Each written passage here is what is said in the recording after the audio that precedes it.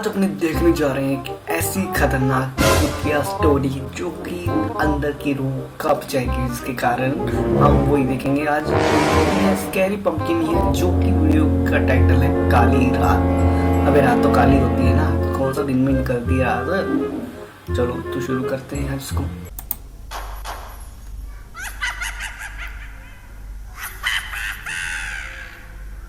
इस कहानी की लेखिका है सोनिया सैनी। आधी रात का समय था, मैं अपने कमरे में सोया हुआ था। अचानक मुझे किसी के फोन पर जोर जोर से बातें करने की आवाज। भाई किसकी आवाज आ रही है? मैं उठकर ड्राइंग रूम में आया तो देखा मम्मी कान पर फोन लगाकर किसी से बातें कर रही थी। भाई इतनी रात को कौन बात करता है भाई कि तुम कभी इतनी रात को किसी से बात की, या तो कुछ लफड़ा हो ना, मतलब कि वैसा कुछ लफड़ा जो तुम समझ रहे हो। मैं क्या कहना चाहता हूँ कि रात को तभी बातें होती है जब कोई वैसा लफड़ा चल रहा होता है। ऐसा कुछ नहीं है, हो सकता है बाकी कुछ कह नहीं सकते उस चीज़ के बारे में। बाकी हाँ, पर इतनी रात को कोई बात नहीं करता यार। हाँ। अरे शालू, मुझे तो ना बहुत चिंता होती है जिम्मी की। वो क्या करेगा कॉलेज के बाद, कैसे घर की जिम्मेदारी। कॉलेज में कुछ नहीं करेगा। कॉलेज में मेरा भी जैसे हाल है भाई, रिजल्ट पता लग गया ना तो घर वालों को बाट लगा देंगे मेरे, क्योंकि उस बार कॉलेज में सही परसेंट नंबर नहीं आया मेरे और फेल हो गया इस बार तो। नहीं यार, फेल नहीं हुआ मैं, फेल बिल्कुल भी नहीं हुआ, गलत बात। ऐसा तो को लेकर दिक्कत चल रही है। अगर ये कुछ कर नहीं पाया तो कैसे होगा। अरे सुमन, तू कब से इस चीज के बारे में सोच सोच कर पागल हो रही है? तूने किसी से बात की? किसी अच्छे ज्योतिषी से बात कर कि तेरे घर की कंडीशन कैसे सुधर सकती है, जिम्मी का करियर का क्या भविष्य है। अब मैं ज्योतिषी ढूंढती फिरूं, यही काम बच गया ना मेरा। अरे पागल, तुझे कहीं नहीं जाना, घर पर ही बैठ और ये ऐप एस्ट्रोटॉक की जिंदगी में होते हैं। किसी को शादी से रिलेटेड, किसी को रिलेशनशिप में, किसी के घर में पैसों की दिक्कत, किसी का कुछ काम नहीं हो रहा। सारे ऐप ही निकाल लो यार, ये गलत बात है जो तुम पंडित वगैरह को बुला रहे हो, ठीक है, लेकिन ऐसा कौन करता है यार? हैं? ऐसा कौन करता है? ये जो मुझे लग रही है ये चुड़ैल है ये भाई, ये जिसका ना थोपड़ा ही थोड़ा अलग सा लग रहा है मुझे। थोपड़ा इसका यही चुड़ैल ही हो सकती है। ये इधर काफी सारे ज्योतिषी हैं, बात कर लो और वो तुरंत तुम्हारे सवाल का जवाब देंगे या तुम्हें सॉल्यूशन बता देंगे। भाई ज्योतिषी की क्या विश्वास कर रहा है? सबसे बढ़िया बात, मैं जब खुद अपना घर बनवा रही थी तो बहुत दिक्कत आई थी। तब मैंने यहाँ एक ज्योतिषी प्राची से बात की थी। उनसे मैं कुछ पूछती, उससे पहले उन्होंने सिर्फ डेट ऑफ बर्थ और टाइम मांगा और वो देते ही तुरंत पूछ लिया घर से रिलेटेड कुछ प्रॉब्लम्स चल रही हैं? सिर्फ डेट ऑफ बर्थ और टाइम से? मैं इसमें जिम्मी के बारे में पूछ सकती हूँ और घर के पैसों की दिक्कत से रिलेटेड? अरे कुछ भी। अब देखो भाई, पैसों की दिक्कत मुझे भी होता है, सबसे ज्यादा पैसों की दिक्कत मुझे आती है क्योंकि मैं गरीब हूँ। मैं गरीब हूँ। होता है कि लॉन्ग टर्म है या नहीं, कोई सिंगल है तो ये समझना होता है कि कब आएंगे रिलेशनशिप में, किसके साथ आएंगे, जॉब कब लगेगी, सेटल कब होंगे। अच्छा, मैं एक काम कर देती हूँ, अपने एस्ट्रोटॉक ऐप का डाउनलोड लिंक डिस्क्रिप्शन में डाल देती हूँ, वहां से डाउनलोड कर लो। और सबसे बेस्ट बात, पहली चैट फ्री मिल जाएगी मेरे लिंक से। शालू देख, ऐसा वैसा कोई कदम मत उठाना, मैं आ रही हूँ। सुन रही है ना तू? मैं आ रही हूँ। मम्मी किससे बातें कर रही हो इतनी रात को? शालू आंटी का फोन आया है, वो बहुत रो रही है, कहीं कुछ कर ना ले, मुझे जाना होगा बेटा। मम्मी, शालू आंटी मर चुकी है, वो आपको फोन कैसे कर सकती है? होश में आइए। ओह माय गॉड, ओए, अरे वो मर चुकी है शालू आंटी, और ये आत्मा से बात कर रही थी क्या? और जोशी वगैरह, ये क्या लोचा चल रहा है? अभी तो बात कर रही थी, थोपड़ा भी दिखाया था ना। मैं कह रहा हूँ ना, वो उतनी डरावनी है यार। मैंने तुमको पहले ही बोला था उस चीज के बारे में, वो डरावनी थी सही में। मैं सच कह रही हूँ बेटा, सच में उनका फोन आया था। मैंने गुस्से में फोन उनके हाथ से लेकर रिसीवर नीचे रख दिया। तभी एक बार फिर फोन की घंटी गनगना उठी। यूं आधी रात को अचानक फोन की घंटी की आवाज सुनकर मैं कांप उठा था। कांपते हाथों से मैंने फोन उठाकर हेलो बोला तो दूसरी तरफ से किसी औरत के सिसकने की आवाज सुनाई देने लगी। फोन मेरे हाथ से छूट गया और मैं पसीने पसीने होकर जमीन पर थप से बैठ गया। फोन का भाई मेरे क्यों रोंगटे खड़े हो रहे हैं? पसीना भी आ रहा है यार। अरे वो तो पक्का है, नहीं चलाया ना मैंने तो इसलिए वो गर्मी लग रही है ऐसी, क्योंकि क्या है उससे आवाज़ आती है पक्खे की, तो इसलिए मैंने नहीं चलाया यार। सिंपल सी बात है। सॉरी यार, डर लग रहा है, देखते हैं, लेकिन देखना पड़ेगा। बार हवा में लटका हुआ था, फिर भी लगातार फोन के बजने की आवाज मुझे सुनाई दे रही थी। उस रात पहली बार मुझे समझ में आया कि रोए रोए में डर महसूस होना क्या होता है। शालू आई थी थोड़ी देर पहले, कह रही थी तू भी मेरे साथ चल। देख, तो उस दिन मुझे लेने नहीं आई, अकेला छोड़ दिया मुझे, लेकिन मैं तुझे अकेला नहीं छोड़ूंगी, अपने साथ ले जाऊंगी। मम्मी की बातें सुनकर मेरी आंखों के आगे अंधेरा छाने लगा था। साल 1898 की बात है। हम अपने बंगले नुमा घर में ठाट बाट से रह रहे थे। पापा का बिजनेस खूब फल रहा था। हमारे घर में किसी भी चीज की कोई कमी नहीं थी। जस्ट मम्मी की एक ब्रेक सहेली ब्रेक थी, ब्रेक शालू ब्रेक ब्रेक आंटी। ब्रेक मुझे जो नहीं, हमारे सामने वाले एक मिनट यार, मैं पानी पी के आया, जस्ट 2 मिनट में आ गया।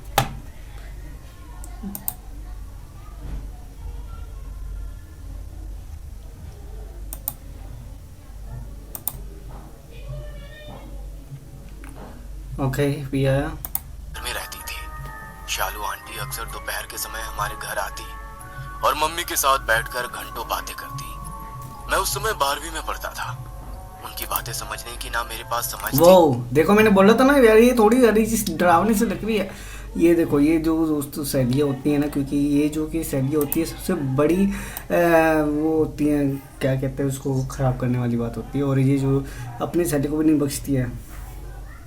तुमने देखा होगा तुम्हारे स्कूल में जो कि गर्ल्स बेस्ट फ्रेंड होती है, तो वो कैसी हरकतें करती हैं। ना ही समय, लेकिन इतना जरूर समझ में आता था कि आंटी अक्सर मम्मी से बातें करते हुए रोने लग जाती थी। रात के समय उनके घर से अक्सर झगड़े की आवाज भी सुनाई देती थी। जब उनके घर से रोने पीटने और झगड़ने की आवाज आती तो मम्मी दौड़कर उनके घर पहुंच जाती और फिर कुछ देर बाद सब कुछ शांत होने के बाद ही लौट कर आती। धीरे धीरे समय बीत रहा था। एक रोज की बात है, दिसंबर की ठंडी रात थी। मेरी छोटी बहन गुड्डी को तेज बुखार था। बाहर हर तरफ कोहरा छाया हुआ था। अचानक रात के 11 बजे शालू आंटी के यहाँ से रोने पीटने की आवाजें सुनाई देने लगी। कुछ देर के शोरगुल के बाद हमारे घर के लैंडलाइन पर घंटी बजी तो मैंने फोन उठा लिया। जिमी बेटा, मम्मी से बात करा। मम्मी तो गुड्डी के पास है आंटी, उसे तेज बुखार है। फोन पर भी नहीं आ सकती? आंटी के इतना कहने पर मैंने इशारे से मम्मी को फोन पर आने के लिए कहा तो मम्मी ने मुझे इशारे से फोन रखने के लिए कह दिया। मम्मी के कहे अनुसार मैंने फोन काट दिया। इन मियाँ बीवी का रोज का हो गया है। कोई कितने दिन तक बीच बचाव करेगा? अब मैं अपनी बेटी की तबीयत देखूं या इनकी राम कहानी सुनूं? सुबह सुन लूंगी। कौन सा? ओ माय गॉड भाई, ये देखा, मैंने बोला था ना कि 2 सहेलियाँ ऐसी होती है। मैं इस चीज़ की बात कर रहा था, पहले साथ देती, बाद में साथ नहीं देती है। अब वो निकल जाएगी, वो पक जाएगी शायद तक, ऐसा ही होगा। वो कहीं भागी जा रही है। मम्मी को कोई अंदाजा नहीं था कि आज शालू आंटी ने उन्हें आखिरी बार फोन किया है। कुछ देर बाद उनके घर से जोर जोर से चीखने चिल्लाने की आवाज सुनाई देने लगी और फिर सब शांत हो गया। उस रात माँ उनके घर नहीं गई। सुबह 5 बजे तक पूरे मोहल्ले में कोहराम मच गया था। ये खबर सुनकर मम्मी को गहरा आघात लगा था। वो अक्सर रातों को उठकर बैठ जाती और दरवाजा खोलकर बाहर की तरफ भागने लगती। जब पापा पूछते कि कहाँ जा रही हो तो कहती शालू मुझे बुला रही है, उसके यहाँ झगड़ा हो गया है, उसे कुछ हो जाए, मुझे जाने दो। पापा को यही लगता था। यार गूस बम्स आ रहे हैं, डर लग रहा है बहुत ज्यादा। वैसे डरने वाली बात नहीं है, पर फिर भी डर तो लगता ही है यार। रोमटे खड़े हो रहे हैं बार बार, उस चीज क्या कर सकते हैं। यही होता है भाई, विश्वास करने के ज्यादा बेस्ट फ्रेंड नहीं बनानी चाहिए इस टाइम पे। कर रही है। धीरे धीरे हमारे घर का माहौल बदलने लगा। पापा का चलता हुआ बिजनेस ठप पड़ने लगा। अपने बिजनेस को बचाने के लिए पापा ने जो भी कर्ज लिया था वो भी डूब गया। अच्छा। अब पापा के पास कोई और चारा नहीं बचा था। अंत में उन्होंने अपना मकान बेचने का डिसीजन ले लिया। एक तरफ हमारा मकान जा रहा था, दूसरी तरफ कुछ ऐसा घट रहा था जिस पर यकीन करना मुश्किल था। मम्मी को डिप्रेशन नहीं था, उन्हें वाकई शालू आंटी दिखाई दे रही थी और इस बात का एहसास मैं खुद कर चुका था। ओहो। मैं पापा को मम्मी के बारे में बताकर टेंशन नहीं देना चाहता था, लेकिन अब चीजें अच्छा। नियंत्रण से बाहर हो रही थी। उस रोज मैंने पापा को सब कुछ सच बताने का निर्णय लिया। उसी शाम पापा घर आए तो उनके चेहरे पर खुशी झलक रही थी। क्या बात है पापा, आज आप खुश लग रहे हैं? बेटा, धर्मेश अपना बंगला मुझे आधे दाम में देने के लिए तैयार हो गया है। कहता है शालू चली गई, अच्छा, अब वो इस अच्छा। घर में नहीं रहना चाहता, बस जल्द से जल्द यहाँ से दूर जाना चाहता है। बेटा, हमारे लिए इससे खुशी की बात क्या होगी? हमें इसी मोहल्ले में सामने वाला घर मिल गया, वो भी आधे दाम में। भाई वो हॉन्टेड हाउस है। हम उस घर में नहीं रहने वाले। पापा, मम्मी को शालू आंटी दिखाई देती हैं। मम्मी की हालत बिगड़ रही है और आप कह रहे हैं हम उसी घर में रहने जाएंगे जहाँ उनकी मौत हुई है? ऐसा कोई घर नहीं जहाँ कोई मरा ना हो।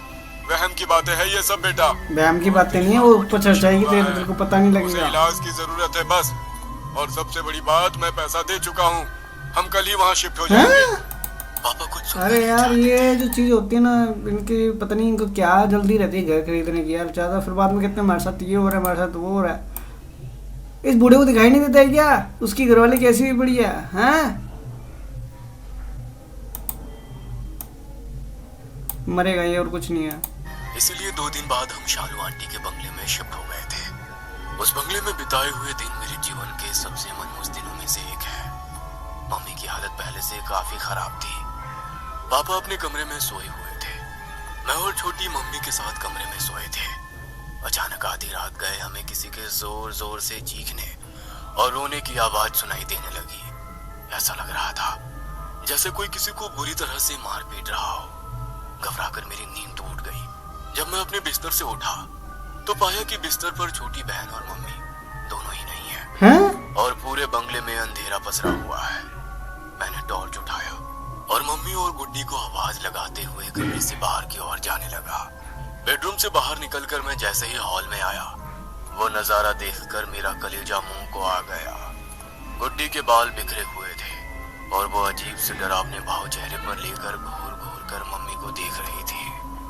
मम्मी कमरे के कोने में खड़ी हुई सिसक रही थी। अचानक गुड्डी अजीब ढंग से दीवार पर चलने लगी। ओ भाई, मम्मा, ये क्या हो गया गुड्डी को?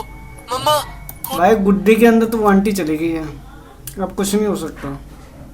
चली गई है वो है गुड्डी के अंदर। अब बैठे रहो हाथ धर के, क्या कर सकते हैं। में आओ। गुड्डी, गुड्डी नहीं है वो शालू है। ये क्या कह रही हो? मेरे इतना कहते ही गुड्डी ने अजीब सी नजरों से मेरी तरफ देखा और जोर जोर से हंसने लगी। फिर वो भयानक तरीके से उल्टी होकर वाह हाथ और पैरों पर चलते हुए भाई ये कैसे चल रही है, ये कौन सा आसन है? कान में आकर फुसफुसाते हुए कहने लगी, तू चलना मेरे साथ, नहीं तो मैं गुड्डी को ले जाऊंगी। गुड्डी की बात सुनकर मम्मी चक्कर खाकर नीचे गिर पड़ी और मैं डर से बुरी तरह से कांप रहा था। ये सब शोर शराबा सुनकर शायद पापा की भी आंख खुल गई थी और वो दूर खड़े हुए सब देख रहे थे। जैसे ही उन्होंने मम्मी को बेहोश होकर गिरते हुए देखा, वो दौड़ते हुए घर के मंदिर में गए और वहां से कपूर और गंगा जल उठाकर ले आए। कितनी डरावनी लग रही है यार ये। उसके बाद उन्होंने उस जल को पूरे घर में छिड़का और हॉल में वो कपूर जलता हुआ छोड़ दिया। पापा के उस उपाय को करने के कारण गुड्डी के ऊपर से शालू आंटी की आत्मा चली गई थी। गलती हो गई मुझसे, जो मैंने तुम लोगों की बातों ले को पहले ही बोला तो गंभीरता से उसने नहीं तो लिया और इतनी मत कर बड़ी मत कर मुसीबत मत में कर। अपने घर को फंसा दिया। अगर इस घर में हम ज्यादा दिन रहे तो कुछ भी अनहोनी हो सकती है। ये प्रेत आत्मा बहुत शक्तिशाली है बेटा। मैं अपने उपाय से कुछ देर के लिए तो उसे रोक सकता हूँ, लेकिन ये उपाय ज्यादा देर तक काम नहीं करेंगे। लेकिन पापा, वो बार बार मम्मी को अपने साथ ले जाने की बात कहती है। कहीं मम्मी को कुछ हो तो नहीं जाएगा ना? बेटा, मैं किसी ओझा से उपाय करवाता हूँ, कुछ नहीं होगा, तुम घबराओ मत। अगले दिन पापा एक ओझा के पास गए। अरे तुम उस घर को ही और छोड़ ताबीज दो ना। बनवाकर गुड्डी और मम्मी को पहना दिया। अगले कुछ दिन बहुत शांति से बीत गए। एक दिन रात के समय मैंने घर फिर को से छोड़ किसी दो के उसको। रोने की आवाज सुनी। मैं चौंक कर उठ बैठा और भागते हुए मम्मी के कमरे में पहुंच गया। उस समय पापा घर में नहीं थे। मम्मी अपने कमरे में आईने के सामने खड़ी होकर लाल रंग से कुछ लिख रही थी। मैं मम्मी के नजदीक पहुंचा तो देखा उनके हाथ की नस कटी हुई थी। और वो अपने खून से शीशे पर लिख रही थी। काश तूने उस दिन मुझसे बात कर ली होती तो मैं जिंदा होती। मैंने आईने की ओर ध्यान से देखा। मम्मी के ठीक पीछे मुझे ओके। शालवंती का भयानक सफेद पड़ा हुआ चेहरा दिखाई पड़ा। मेरा दिमाग अब सुन्न हो गया था। कुछ समझ में नहीं आ रहा था उस पल में क्या करूं। भाई मम्मी कहकर जोर जोर से यही रो होता रहा है। था। इससे पहले कि मैं मम्मी को बचाने के लिए कुछ कर पाता, मुझे गुड्डी के चिल्लाने की आवाज सुनाई दी। भैया मुझे बचाओ भैया, भैया। मैं दौड़ते हुए गुड्डी के कमरे में गया। गुड्डी कमरे में लगी हुई बालकनी की रेलिंग के ऊपर खड़ी हुई थी और उसका एक पैर हवा में था। गुड्डी, तुम वहाँ क्या कर रही हो? नीचे आओ बाबू। नहीं गुड्डी बेटा, नीचे नहीं कूदना। मैं गुड्डी के सामने गिड़गिड़ा रहा था। भैया मुझे बचा लो, मैं मरना नहीं चाहती भैया। गुड्डी को पकड़कर नीचे उतारने के लिए मैं उसके और नजदीक पहुंच गया। जैसे ही मैंने उसका हाथ पकड़ने की कोशिश की तो देखा वहां तो कोई था ही नहीं। गुड्डी, तू कहाँ गायब हो गई बेटा? गुड्डी। अरे वो आंटी थी। रात के सन्नाटे के अलावा बाहर और कुछ भी नजर नहीं आ रहा था। मैं वापस कमरे में आया तो देखा गुड्डी अपने बिस्तर पर आराम से सो रही थी। मैं भागते हुए भाई मैंने बोला था घर छोड़ दो तुम लोग, नहीं माने लेकिन बात। तब तक देर हो चुकी थी। माँ जमीन पर मरी पड़ी थी और फर्श पर खून ही खून बिखरा हुआ था। लेकिन ये बात केवल मैं जानता था। उस रात माँ हमें छोड़कर चली गई। गुड्डी को गोद में लेकर मैं उसी समय वहां से निकलकर बाहर की ओर भागा। पापा हम सबको उस रात अकेले छोड़कर जाने के अपराध बोध से कभी बाहर नहीं आ पाए और गहरे डिप्रेशन में चले गए। उस काली रात ने हमारे पूरे परिवार को तबाह कर दिया। आज के बाद कभी भी यार भूतिया स्टोरी पे रिएक्ट नहीं करूंगा यार, जैसे भी है नहीं करूंगा, भूतिया स्टोरी पे रिएक्ट नहीं करूंगा। भाई तुम्हें अगर वीडियो पसंद है तो वीडियो को लाइक करना, साथ ही चैनल को सब्सक्राइब कर लीजिए। अरे आपको ऐसी अमेजिंग वीडियो मिलती रहेगी, मतलब कि रिएक्शन मिलता रहेगा। तो बाय बाय।